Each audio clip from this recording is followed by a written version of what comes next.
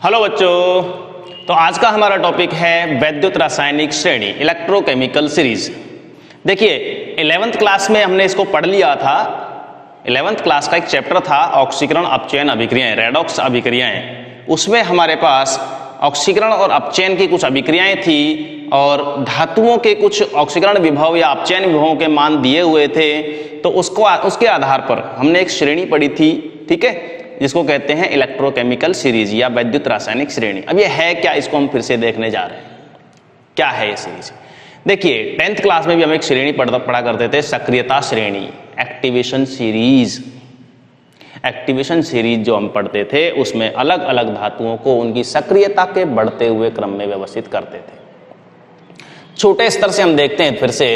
वहां तो देखो हमको न तो कोई कारण बताया गया था, न कोई कंप्लीट सीरीज दी गई थी 10th क्लास में। सक्रियता श्रेणी जो थी हमने सिर्फ रट लिया था उसको किसी भी तरीके से और एग्जाम दे के आ गए, समझा नहीं था उसको हमने। धातु की सक्रियता से मतलब क्या है? देखिए धातु की सक्रियता, सबसे पहले धातु की एक डेफिनेशन अपन देखते हैं। धातु क्या है? धातु क्या है? जिसमें इलेक्ट्रॉन दान करने की क्षमता पाई जाती हो, टेंडेंसी टू डोनेट इलेक्ट्रॉन्स की क्षमता पाई जाती हो। इलेक्ट्रॉन दान करने की क्षमता से मतलब क्या है? मेटल का एक गुण होता है इलेक्ट्रॉन देने का। मेटल का एक गुण होता है इलेक्ट्रॉन देने का, यानी कि मेटल ज्यादातर जो ज्यादा सक्रिय धातु है, हम ये कह सकते हैं कि जो ज्यादा सक्रिय धातु है, यानी उसकी इलेक्ट्रॉन दान करने की, इलेक्ट्रॉन डोनेट करने की टेंडेंसी उतनी ही ज्यादा पाई जाएगी। क्लियर हो गई बात? तो नॉन मेटल्स की बात करें तो, अधातु की बात करें तो अधातु की इलेक्ट्रॉन ग्रहण करने की प्रवृत्ति ज्यादा पाई जाती है। अब फिलहाल अधातु की तो हम बात ही नहीं कर रहे हैं। इस पूरी सीरीज के अंदर हम किसकी बात करेंगे? मेटल्स की बात करेंगे, धातुओं की बात करेंगे, ठीक है। तो धातुओं की इलेक्ट्रॉन दान करने की प्रवृत्ति सबसे ज्यादा पाई जाती है और जितने भी एलिमेंट्स हैं। अब देखिए धातुओं में से भी कुछ धातुएं ऐसी होती हैं जो शीघ्रता से इलेक्ट्रॉन दे देती हैं, बहुत जल्दी इलेक्ट्रॉन दान कर देती हैं, और कुछ ऐसी हैं जो धीमी गति से, यानी कि कुछ ऐसी भी हैं जो शायद इलेक्ट्रॉन दान करती नहीं है जल्दी से, जिनको अपन क्या बोल सकते हैं? अक्रिय धातुएं, निष्क्रिय धातुएं। ये सबसे कम क्रियाशील धातुएं। नाम सुना होगा, पैलेडियम, प्लेटिनम, गोल्ड, सिल्वर, ये बहुत कम क्रियाशील धातुओं के अंदर आती है ना। तो प्लेटिनम सबसे कम क्रियाशील होती है। तो देखिए धातुओं को, अब धातुओं को उठाकर अपन ने क्या बना दिया? इलेक्ट्रोड। धातुओं को अपन ने क्या बना दिया? इलेक्ट्रोड। और इलेक्ट्रोडों के लिए हम पढ़ते हैं electrode potential. Electrode potential, electrode potential को अपन किसको बोलते हैं? इलेक्ट्रोड पोटेंशियल अपचयन विभव को, है ना। मानक अपचयन विभव को मानक इलेक्ट्रोड विभव कहा जाता है। किसने कहा था? IUPAC ने। तो हम यहां क्या कर रहे हैं? सभी धातुओं के, ध्यान से सुनना, सभी धातुओं के इलेक्ट्रोड पोटेंशियल जो भी हैं, इलेक्ट्रोड विभव जो भी हैं, जहां हम कहते हैं कि मानक अपचयन विभव जो हैं, उनको हमने बढ़ते हुए क्रम में जमा दिया। बढ़ते हुए क्रम में जमाने पर एक सीरीज प्राप्त होती है, एक श्रेणी प्राप्त होती है, जिसे कहा जाता है वैद्युत रासायनिक श्रेणी। क्या कहा जाता है? वैद्युत रासायनिक श्रेणी। क्या किया हमने? दोबारा बोल देता हूं, डेफिनेशन लिख लेना वैद्युत रासायनिक श्रेणी की, कि विभिन्न धातुओं को उनके इलेक्ट्रोड विभवों ऑब्लिक मानक अपचयन विभवों के बढ़ते हुए क्रम में व्यवस्थित करने पर जो श्रेणी प्राप्त होती है, उसे वैद्युत रासायनिक श्रेणी या इलेक्ट्रोकेमिकल सीरीज कहते हैं। क्लियर हो गई? कैसे जमाया? Increasing order of their electrode potential. Clear हो गई बात? अब देखिए ऐसी कौन सी धातु है भैया जिसका SRP या कह सकते हैं मानक अपचयन विभव सबसे ज्यादा है और किसका सबसे कम है? तो हम धातुओं की बात कर रहे हैं, तो हम सबसे पहले लेते हैं, मान लीजिए लिथियम। पूरी श्रेणी अभी बताऊंगा, अभी आ जाएगी तुम्हारे सामने। लिथियम की बात करें, ऊपर लिख देना एलिमेंट या धातु, कोई भी तत्व, और तत्व की अभिक्रिया क्या होगी? अपचयित होने की अभिक्रिया Li+ plus electron Li। Continue चलते गए आ गया जिंक। जिंक की अपचयित होने की अभिक्रिया कैसे लिखी जाती है? इस तरह से चलते गए, हाइड्रोजन आ गया, हाइड्रोजन H प्लस इलेक्ट्रॉन क्या आ गया? Half H2। केवल और केवल अपचयित होने की अभिक्रिया लिख रहे हैं, क्यों? क्योंकि हम इनके SRP के मान लिखने वाले हैं। SRP कॉपर की बात करें तो Cu+2 2 इलेक्ट्रॉन ग्रहण करके कॉपर धातु बनाता है अपचयन की अभिक्रिया में। ठीक है, अगर आगे चलते जाएं तो प्लेटिनम सबसे कम क्रियाशील धातु होती है, सबसे कम क्रियाशील धातु होती है। ठीक है, इस तरीके से। और अगर हम एक अधातु की बात कर लेते हैं, फ्लोराइड या फ्लोरीन, तो वह इस तरीके से देखिए, F2 1 इलेक्ट्रॉन ग्रहण करके F- बनाता है।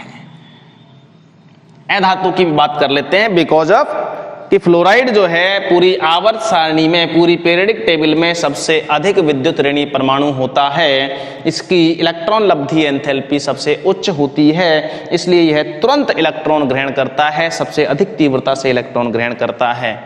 इसलिए इसका मानक अपचयन विभव, इसकी अपचयित होने की प्रवृत्ति, टेंडेंसी टू रिड्यूस सबसे ज्यादा होगी। अब इनको रिप्रेजेंट कैसे करते हैं भैया? इनके इलेक्ट्रोड पोटेंशियल्स के मान कैसे लिखे जाते हैं? तो E0 Li प्लस 2Li, इसको कैसे लिखेंगे? E0 Zn प्लस 2Zn, इसको लिखेंगे अपन E0 H plus 2 half H2, E0 Cu plus 2 Cu, E0 Pt plus 2 Pt, E0 F2 half F2 two F minus. Clear हो गई बात?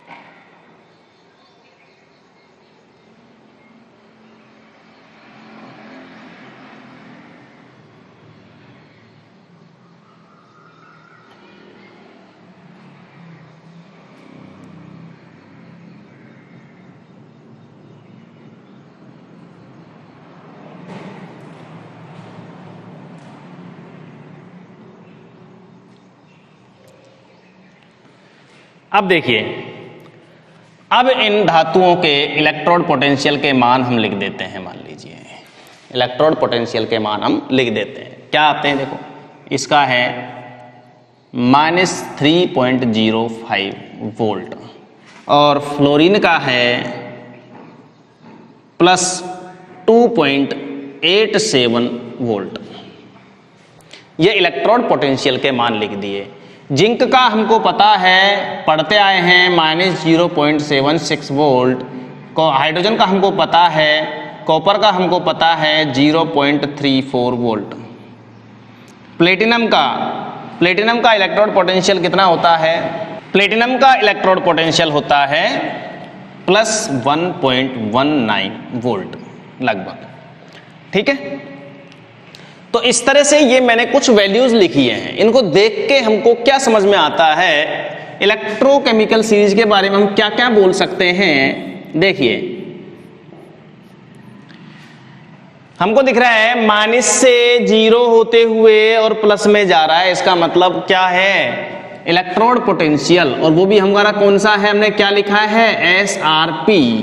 SRP का मान लिखा है, क्योंकि IUPAC ने SRP बोले तो स्टैंडर्ड रिडक्शन पोटेंशियल, मानक अपचयन विभव को इलेक्ट्रोड पोटेंशियल या स्टैंडर्ड इलेक्ट्रोड पोटेंशियल की संज्ञा दी है।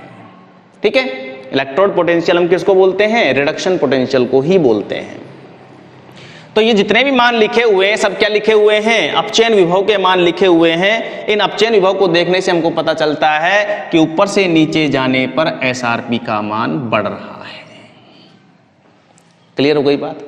एसआरपी का मान बढ़ रहा है, इसका मतलब हम क्या कह सकते हैं कि अपचयित होने की प्रवृत्ति बढ़ती जा रही है।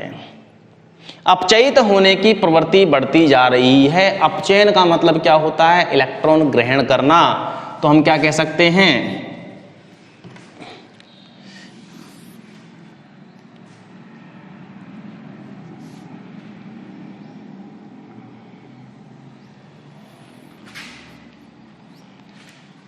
इलेक्ट्रॉन ग्रहण करने की प्रवृत्ति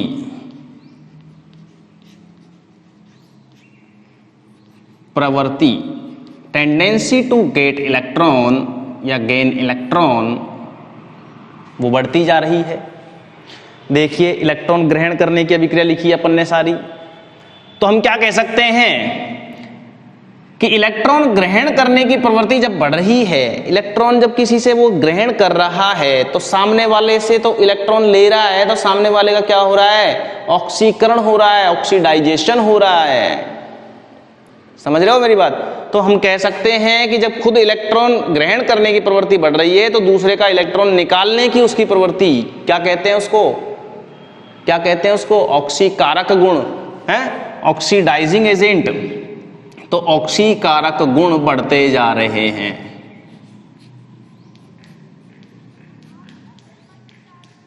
ऑक्सीकारक गुण बढ़ते जा रहे हैं। इलेक्ट्रॉन ग्रहण करने की प्रवृत्ति क्या कहलाती है, ऑक्सीकारक गुण कहलाते हैं। ऊपर से नीचे जाने पर ऑक्सीडाइजिंग एजेंट की प्रबलता बढ़ती जा रही है। ठीक है, सबसे ज्यादा प्रबल ऑक्सीकारक कौन सा होगा, फ्लोराइड होगा। सबसे कम जो दुर्बल ऑक्सीकारक होगा, ठीक है, सबसे दुर्बल ऑक्सीकारक कौन होगा, लिथियम होगा। और क्या हो सकता है भाई, तो हम ये कह सकते हैं, अपोजिट कर दो, इलेक्ट्रॉन ग्रहण करने की प्रवृत्ति बढ़ रही है तो इलेक्ट्रॉन त्यागने की प्रवृत्ति घट रही है। ऑक्सीकारक गुण बढ़ रहे हैं तो अपचायक गुण घट रहे हैं। ऑक्सीकृत होने की प्रवृत्ति घट रही है, ऑक्सीकृत होने की प्रवृत्ति घट रही है, अपचयित होने की प्रवृत्ति बढ़ रही है। ये सब कुछ हम इस टेबल को देख के बोल सकते हैं, बोल सकते हैं। ये है हमारी अब आगे टेबल, देख सकते हो। इसको एज इट इज उतार लेना अपनी कॉपी के अंदर। इसको टेबल को देख के उसमें सब कुछ मैंने एज इट इज लिख रखा है। जो ऑक्सीकारक गुण, अपचायक गुण जो हैं तुम बताए थे मैंने, वो एज इट इज एक बार उतार लेना कॉपी में, सब कुछ क्लियरली समझ में आ जाएगा। वीडियो को पॉज करके उतार लो। देखिए आगे, अब हम चलते हैं क्वेश्चन की ओर। एक क्वेश्चन आता है बहुत प्यारा सा, 12th क्लास में क्वेश्चन आता है बोर्ड परीक्षा में। मिटा देता हूं इसको यहां से।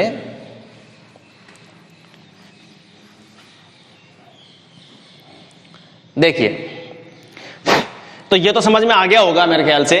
मैं क्वेश्चन बताने से पहले एक बार फिर से इस टेबल की चर्चा कर रहा हूं कि ऊपर वाली जो धातुएं होती हैं उनकी इलेक्ट्रॉन दान करने की प्रवृत्ति कम होती है, ज्यादा होती है, और नीचे वाली जो धातुएं हैं उनकी इलेक्ट्रॉन ग्रहण करने की प्रवृत्ति ज्यादा होती है। क्लियर? दान करने की प्रवृत्ति इनकी ज्यादा है, इनकी ग्रहण करने की प्रवृत्ति ज्यादा है। ऊपर से नीचे जाने पर ग्रहण करने की प्रवृत्ति या टेंडेंसी बढ़ती जा रही है, ये हम समझ चुके हैं। ठीक है, अब एक बात बताइए, अपनी भाषा में अगर अपन बोल के देखें, इसको याद करने का एक तरीका देखें, है, इसको याद करने का एक तरीका देखें कि ऊपर वाली धातुएं इलेक्ट्रॉन दे रही हैं और नीचे वाली धातुएं इलेक्ट्रॉन ग्रहण कर रही हैं। हमारे पास कोई भी जो 2 मेटल तुम्हें दी गई है, मान लीजिए तुम्हें 2 मेटल दे दी गई, 2 मेटल देने के बाद तुमसे कहा गया कि कौन इलेक्ट्रॉन देगा और कौन ग्रहण करेगा, कौन ग्रहण करेगा। तो अगर हमको ये पता हो कि इलेक्ट्रोकेमिकल सीरीज में कौन सी धातु ऊपर आ रही है, कौन सी धातु नीचे आ रही है, तो हम आराम से बता सकते हैं कि कौन सी धातु इलेक्ट्रॉन देगी और कौन सी ग्रहण करेगी, किसका अपचयन होगा और किसका ऑक्सीकरण होगा, कौन एनोड होगा और कौन कैथोड होगा, ये भी हम बता सकते हैं। तो इसके लिए मैं एक ट्रिक बता रहा हूं, छोटा सा एक तरीका बता रहा हूं। इनको हम 4 टुकड़ों में, 3 टुकड़ों में याद करेंगे सभी धातुओं को। जो हमारे काम किए केवल वो लिख रहा हूं मैं, P, S, B, C। पहला टुकड़ा तो हो गया यहां फिनिश। पीएसबीसी याद करो, मैजेंटल,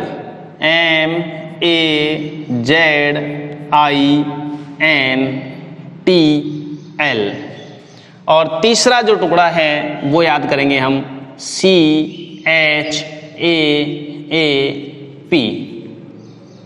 इस तरीके से 3 टुकड़ों में याद करेंगे। P को बोल रहे हैं हम potassium,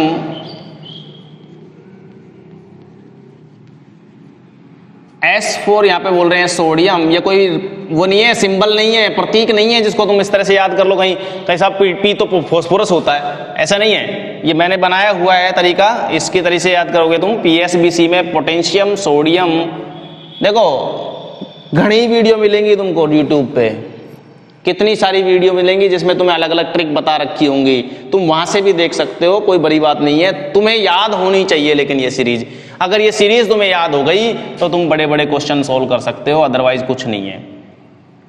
B4 barium, C4 calcium, M4 magnesium,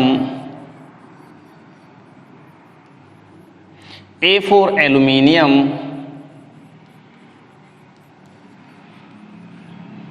Z4 zinc, I4 iron, N4 निकल,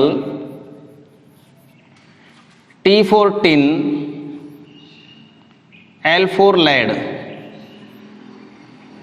अब ये बीच का हिस्सा यहां पर छोड़ रहा हूं मैं खाली। C4 copper, H4 mercury, हाइड्रेजिरम, H मतलब हाइड्रेजिरम Hg, A4 अर्जेंटम यानी सिल्वर, गोल्ड, और ये हो गया भैया प्लेटिनम। Cu, Ag, Au, और ये हो गया Pt। ऐसे ही यहां इनके सिंबल लिख देते हैं, potassium, sodium, barium, calcium, magnesium, aluminium, zinc, iron, निकल, टिन और लेड। बीच में कौन बचा? ये है हाइड्रोजन। बीच में कौन बचा? हाइड्रोजन। देखिए ये हमारे 3 टुकड़ों में याद करेंगे इसको हम, पीएसबीसी, मैजेंटल और चाप। पीएसबीसी, मैजेंटल और चाप। जो हाइड्रोजन है वो मैजेंटल और चाप के बीच में आता है। क्लियर होगा? हाइड्रोजन से नीचे कौन सी धातुएं आती है? चाप। हाइड्रोजन से ऊपर कौन सी धातुएं आती हैं? कौन सी धातुएं आती हैं? पीएसबीसी और मैजेंटल। ठीक है, इस तरीके से इनको याद करोगे। अब देखिए कुछ बातें जो हम बोल रहे हैं इसके बारे में कि हाइड्रोजन से ऊपर वाली जितनी भी धातुएं हैं उन सबका इलेक्ट्रोड पोटेंशियल माइनस में होता है। हाइड्रोजन से नीचे वाली जो भी धातुएं हैं उनका इलेक्ट्रोड पोटेंशियल प्लस में होता है। ठीक है, हाइड्रोजन से ऊपर आने वाली जितनी भी धातुएं हैं वो हाइड्रोजन को इलेक्ट्रॉन देकर अपचयित कर सकती हैं। यानी कि हाइड्रोजन ऊपर वाली सभी धातुओं के साथ, अगर हम किसी भी धातु के साथ हाइड्रोजन इलेक्ट्रोड को जोड़ के देखें तो हाइड्रोजन एज ए कैथोड काम आएगा। ऊपर वाली जितनी भी धातुएं सब एनोड के रूप में काम आएंगी SHE के साथ। अगर हम हाइड्रोजन के साथ में किसी नीचे वाले इलेक्ट्रोड को जोड़कर एक सेल बनाते हैं, तो हाइड्रोजन इन सबको इलेक्ट्रॉन दे सकता है, ग्रहण नहीं कर सकता। इसलिए हाइड्रोजन हमेशा एज ए एनोड काम आएगा, जबकि नीचे वाली धातुएं इसके साथ में कैथोड का कार्य करेंगी। यहां तक कोई दिक्कत? यहां हमको पता लग गया कि अब कौन सी धातुएं। कुछ बच्चों ने प्रॉब्लम पूछी थी कि साहब कैसे कर पता लगाएं कि SHE के साथ में कौन कैथोड काम करेगा और कौन एनोड का काम करेगा। तो समझ में आ गया? हाइड्रोजन से ऊपर आने वाली धातुएं इलेक्ट्रॉन दे सकती हैं हाइड्रोजन को, यानी कि ऑक्सीकृत हो सकती हैं, हाइड्रोजन को अपचयित करेंगी, तो इसका मतलब ऊपर वाली एनोड और हाइड्रोजन कैथोड। ऐसे ही कैथोड का कार्य कब करेगा हाइड्रोजन, सॉरी एनोड का कार्य, जब नीचे वाली धातुओं के साथ मिलकर सेल बनाता हो। यहां तक मेरे ख्याल से कोई प्रॉब्लम नहीं होनी चाहिए। उसके बाद आगे चलते हैं, तो एक बहुत ही आसान सा तरीका मैं तुम्हें बताने जा रहा हूं। अगर तुम्हें याद है तो देखो जिंक कहां है। मैंने तुम्हें एक बात बताई थी, डेनियल सेल को इलेक्ट्रो का भगवान कहते हैं, ठीक है। क्या है वो, क्यों कहते हैं, उसका रीजन क्या है कि हमको इन सब धातुओं में से और कुछ भी याद नहीं है। मान लो जिंक और कॉपर दो ही याद हैं। जिंक का इलेक्ट्रोड पोटेंशियल माइनस 0.76 और कॉपर का प्लस के 0.34 वोल्ट। देखिए 0.76 और 0.34, हमको केवल ये याद है क्योंकि हमने डेनियल सेल पढ़ रखा है, केवल ये दो याद है। तो देखिए हम बता सकते हैं कि जिंक को हाइड्रोजन से ऊपर आता है तो माइनस में है, और कॉपर नीचे आ रहा है प्लस में है, तो हम बोल सकते हैं कि हाइड्रोजन से ऊपर वाली सभी धातुओं का माइनस में होता है इलेक्ट्रोड पोटेंशियल, और नीचे वालियों का प्लस में होता है। दूसरी बात हम क्या बोल सकते हैं कि जिंक क्या काम करता है, एनोड का काम करता है डेनियल सेल में, और कॉपर किसका काम करता है, कैथोड का काम करता है। तो हम कह सकते हैं कि ऊपर वाली धातुओं के साथ में हाइड्रोजन जो है कैथोड का काम करेगा, और ऊपर वाली धातुएं एनोड का काम करेंगी, और नीचे वाली धातुएं कैथोड का काम करेंगी, और हाइड्रोजन एनोड का काम करेगा। दूसरी बात ये भी बोल सकते हैं कि जिंक इलेक्ट्रॉन देता है, कॉपर इलेक्ट्रॉन ग्रहण करता है, तो हम ये भी कह सकते हैं कि कोई भी मर्जी है जो दो धातुएं हमको दे दी जाएं, अब तो हम बोल सकते हैं कि कोई भी दो धातुएं जब दे दी जाएं तो ऊपर वाली धातु एनोड होगी, नीचे वाली धातु कैथोड होगी। और हम एक सबसे अच्छी, सबसे प्यारी सी बात क्या बोल सकते हैं कि ऊपर वाला देता है और नीचे वाले हम जोड़े उठ के लेते हैं। यही होता है ना, ये फॉर्मूला याद रख लो कि ऊपर वाला देता है और नीचे वाले ग्रहण करते हैं।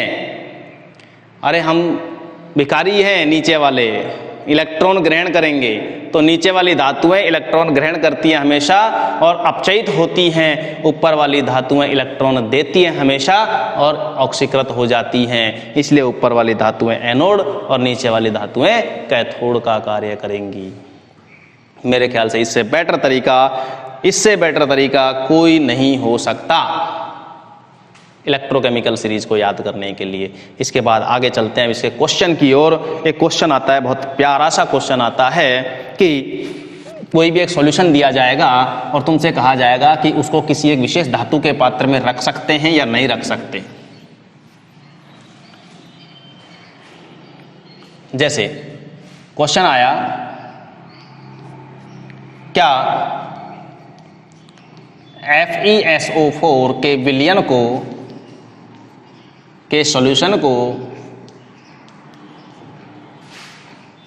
कॉपर धातु के पात्र में रखा जा सकता है?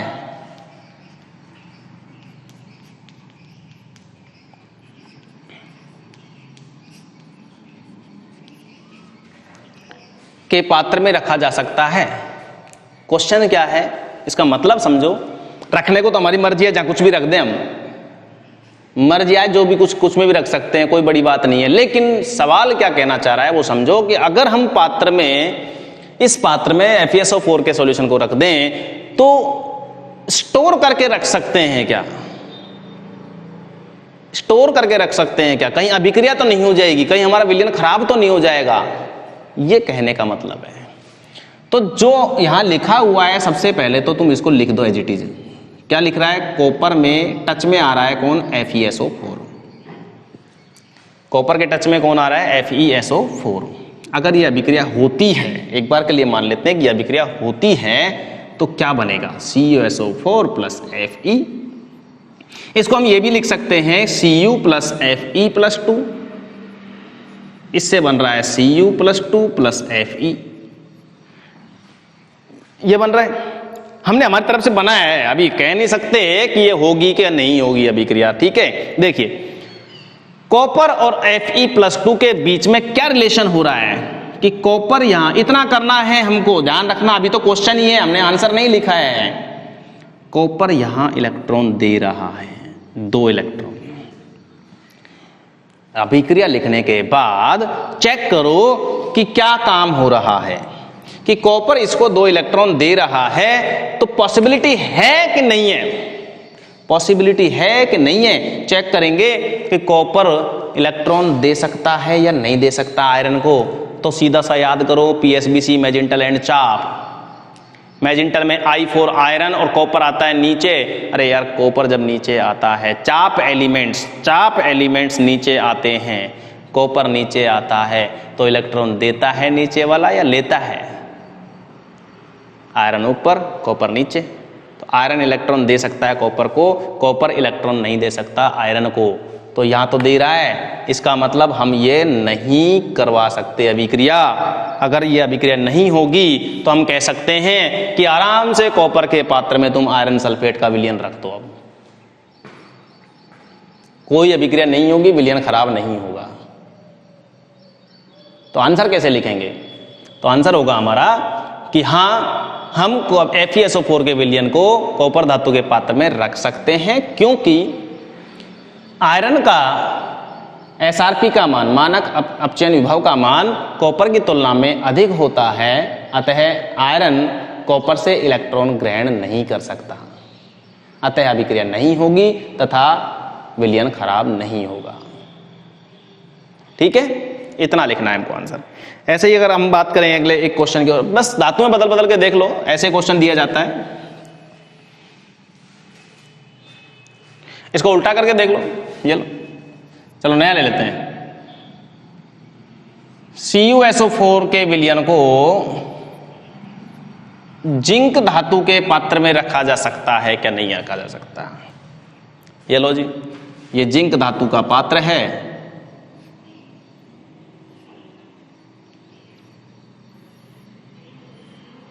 ये है जी जिंक, और इसमें भर दिया हमने कॉपर सल्फेट। ये लो, भर दिया। अब देखो रिएक्शन क्या हो रही है, Zn प्लस Cu प्लस 2। हमको सिर्फ ये चेक करना है कि ये पॉसिबल है या नहीं है। विलयन में कौन है? Cu प्लस 2 आयन है। तो हम ये देख रहे हैं कि अगर अभिक्रिया होती है तो क्या होगा, जिंक कॉपर को 2 इलेक्ट्रॉन देगा, जिंक कॉपर को 2 इलेक्ट्रॉन देगा।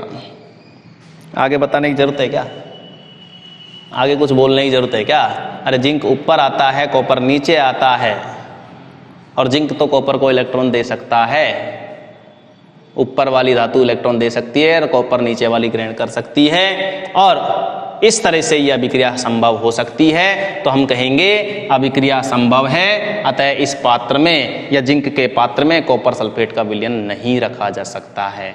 यह एक फेवरेट क्वेश्चन है, बोर्ड परीक्षा का पूछा जाता है। ठीक है, तो इस तरह कोई क्वेश्चन मिले तो कर लेना। इलेक्ट्रो अपनी कंप्लीट हुई, इलेक्ट्रोकेमिकल सीरीज कंप्लीट हो गई, और इसी के साथ ही हमारे इस चैप्टर का एक बड़ा पोर्शन फिनिश हो जाता है। ठीक है, एक बड़ा पोर्शन फिनिश हो जाता है। अगला पोर्शन होगा हमारा इलेक्ट्रोलाइसिस। इलेक्ट्रोलाइसिस कुछ छोटे मोटे कोई अगर टॉपिक बचे भी हैं, जैसे एक सेल विभव का मापन वगैरह जो कुछ बचा हुआ है वो हम बाद में कर लेंगे। अभी हम करने वाले हैं कल से क्या, इलेक्ट्रोलाइसिस, वैद्युत अपघटन, चालकता सेल, ये सब कुछ पढ़ने वाले हैं अपन अब। ठीक है, चलो इसको उतार लो, और ये टेबल मैं फिर से एक बार शो कर रहा हूं, इलेक्ट्रोकेमिकल सीरीज जिसने बीच में नहीं उतारी है वो अब उतार लो। ठीक है, चलो।